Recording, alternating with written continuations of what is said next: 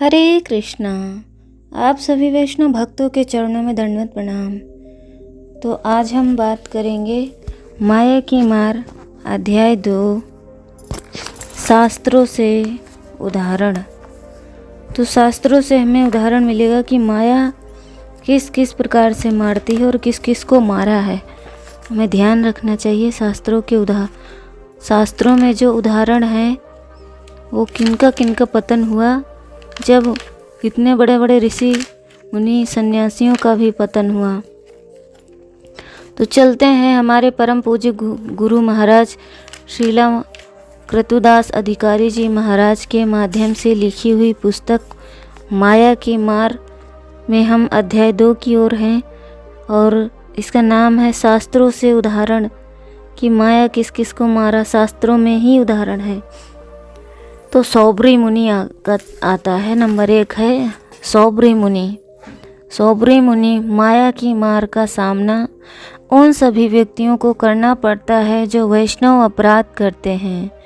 सौबरी मुनि ने गरुड़ पक्षी जो भगवान विष्णु के वाहन के प्रति अपराध किया था।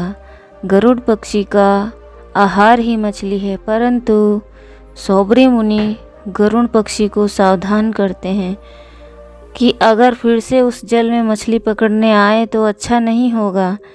वैष्णव गरुड़ के प्रति इस प्रकार सौबरी मुनि ने अपराध किया। इसके कारण यमुना नदी के पानी के अंदर तपस्या करने पर वो 2 मछलियों के मैथुन संबंध को देखकर उनके मन में काम भाव उत्पन्न हो गया। यही माया की मार है। परिणाम स्वरूप वह राजा मानधाता की 50 राजकुमारियों से विवाह करते हैं और उनको बहुसंख्या में बच्चे होते हैं। वह उनमें आसक्त होकर सांसारिक भोग में लिप्त हो जाते हैं। बाद में अपनी करी हुई तपस्या का पुनः स्मरण होने पर वे पश्चाताप करते हैं और कहते हैं, अहो इमं पश्यतां मे विनाशं तपस्विनः सच्चरितव्रतस्य अन्तर्जले वारिचरं प्रसंगात् प्रत्यावितं ब्रह्मचिरं धृतं यत्।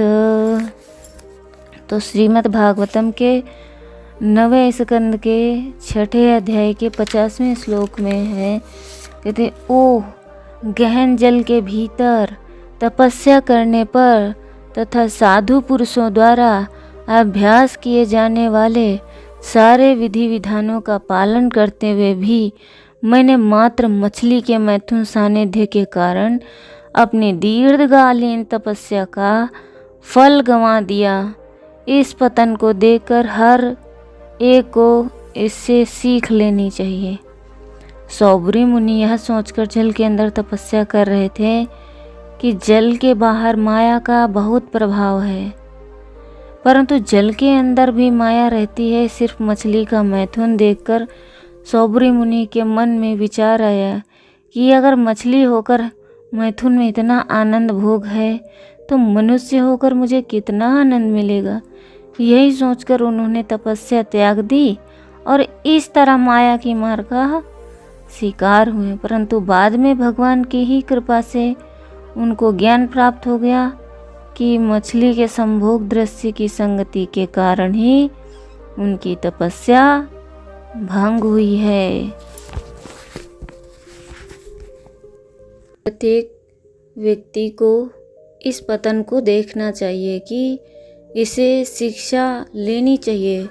जब सौबरी मुनि जो आत्म तत्व से पूर्णतया परिचित थे वन में गए तो उन्होंने घोर तपस्या की।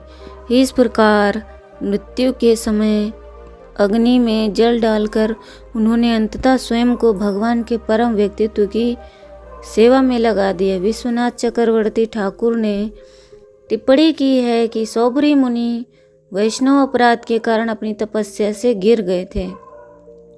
लीला यह है कि जब गरुड़ मछली खाना चाहते थे तो सौबरी मुनि ने अनावश्यक रूप से मछली को अपनी देखभाल में आश्रय दिया। चूँकि गरुड़ की खाने की योजना विफल हो गई, इसीलिए सौबरी मुनि ने निश्चित रूप से एक वैष्णव के प्रति बहुत बड़ा अपराध किया।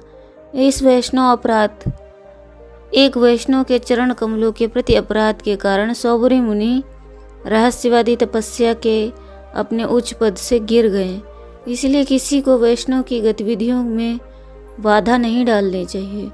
सौबरी मुनि से संबंधित इस घटना से हमें यही सबक सीखना चाहिए कि सौबरी मुनि ऋषि एक महान योगी थे।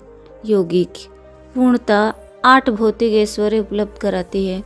अणिमा, लघिमा, महिमा, प्राप्ति, प्राकम्य, ईशित्व, वशित्व और कामावासयिता। सौबरी मुनि ने अपनी योग सिद्धि के बल पर भौतिक भोग की अति उत्कृष्टता प्रदर्शित की। बाह्य ऋचा शब्द का अर्थ है मंत्र जपने में निपुण। जिस प्रकार भौतिक ऐश्वर्य साधारण भौतिक साधनों से प्राप्त किया जा सकता है, उसी प्रकार उसे मंत्रों के माध्यम से सूक्ष्म साधनों से भी प्राप्त किया जा सकता है। मंत्रों के जाप से सौबरी मुनि ने भौतिक ऐश्वर्य की व्यवस्था की, लेकिन यह जीवन में पूर्णता नहीं थी। जैसा कि देखा जाएगा, सौबरी मुनि भौतिक ऐश्वर्य से बहुत असंतुष्ट हो गए और इस प्रकार उन्होंने सब कुछ छोड़ दिया और वानप्रस्थ क्रम में पुनः वन में प्रवेश किया और अंतिम सफलता प्राप्त की। जो लोग आत्म तत्वविद नहीं हैं, जो जीवन के आध्यात्मिक मूल्य को नहीं जानते हैं, वे बाह्य भौतिक ऐश्वर्य से संतुष्ट हो सकते हैं, लेकिन जो आत्म तत्वविद है वे भौतिक ऐश्वर्य से प्रेरित नहीं होते। यही वह शिक्षा है जो हम सौबरी मुनि के जीवन और कार्यों से प्राप्त कर सकते हैं। आपका बहुत बहुत धन्यवाद। हरे कृष्णा।